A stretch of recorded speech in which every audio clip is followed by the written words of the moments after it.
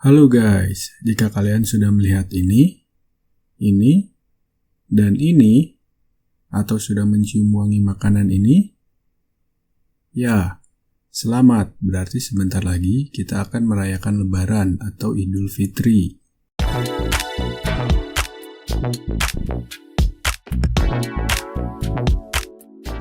Nah guys, kenapa sih dinamakan Lebaran? Asal-usul istilah Lebaran ternyata berasal dari tradisi umat Hindu di Jawa. Menurutnya, Lebaran berdasarkan tradisi Hindu di Jawa memiliki arti selesai, usai, atau habis. Kemudian, oleh para wali, istilah ini digunakan untuk penyebaran ajaran agama Islam di tanah Jawa. Dalam bahasa Jawa sendiri, Lebaran berasal dari kata wisbar. Jika diterjemahkan dalam bahasa Indonesia, artinya sudah selesai. Lalu, setelah itu, Lebaran dimaknai dengan sudah selesainya menjalani ibadah puasa Ramadan selama sebulan penuh. Kata bar dalam bahasa Jawa merupakan bentuk pendek dari kata lebar, yang artinya sudah selesai. Konon, menurut budayawan Umar Khayyam, menyatakan bahwa perayaan Lebaran dimulai pada abad ke-15 di Jawa oleh Sunan Bonang. Sunan Bonang merupakan salah satu anggota dari Wali Songo.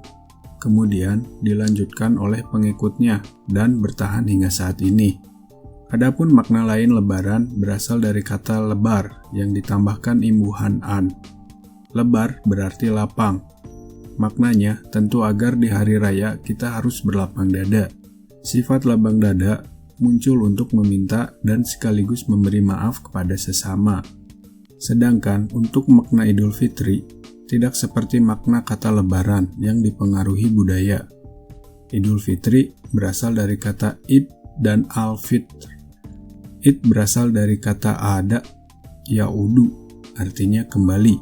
Kata fitri sendiri, maknanya ada dua, yakni suci serta berbuka. Suci dapat diartikan sebagai tidak berdosa. Dapat diambil kesimpulan bahwa Idul Fitri berarti kembalinya seseorang kepada keadaan suci, atau keterbebasan dari segala dosa, kesalahan, kejelekan, dan keburukan, sehingga berada dalam kesucian atau fitrah. Menurut sejarahnya, Hari Raya Idul Fitri pertama kali dirayakan oleh Rasulullah SAW pada tahun kedua Hijriyah, atau pada tahun 624 Masehi. Kala itu bertepatan dengan kemenangan kaum muslim dalam Perang Badar. Sejarah Idul Fitri juga tidak lepas dari peristiwa Hari Raya kaum Arab di masa jahiliyah. Pada masa itu, masyarakat Arab memiliki dua hari raya yang tidak lepas dari tradisi orang jahiliyah, yaitu Nairuz dan Mihrajan. Sebagai gantinya, Nabi Muhammad menggantinya dengan dua perayaan yang lebih baik, yaitu Idul Fitri dan Idul Adha.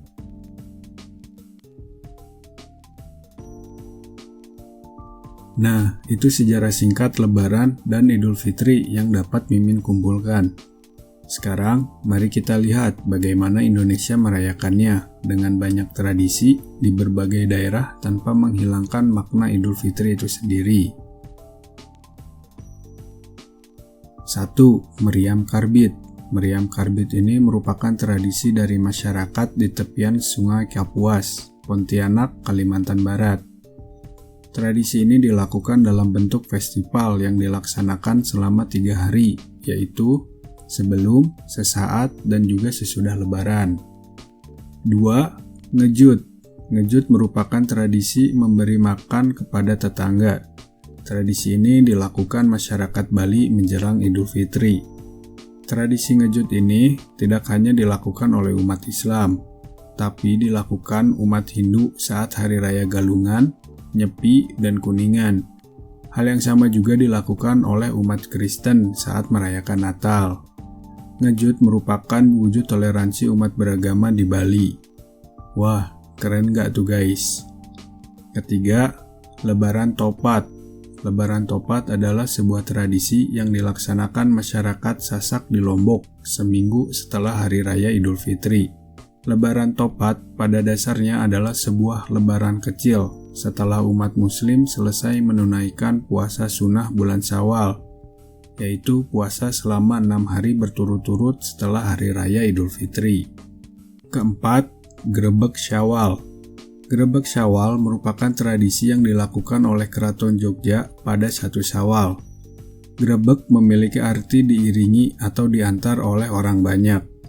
Hal ini merujuk pada iring-iringan para prajurit dan abdi dalam membawa gunungan dari keraton menuju Masjid Gede. Dalam setahun, Keraton Yogyakarta akan menggelar 3 upacara grebeg, yaitu Grebeg Syawal, Grebeg Besar, dan Grebeg Mulud.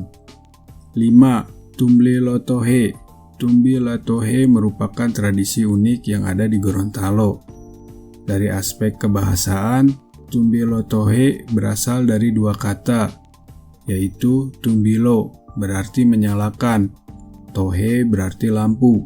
Tumbi Lotohe adalah perayaan berupa memasang lampu di halaman rumah-rumah penduduk dan di jalan-jalan, terutama jalan menuju masjid.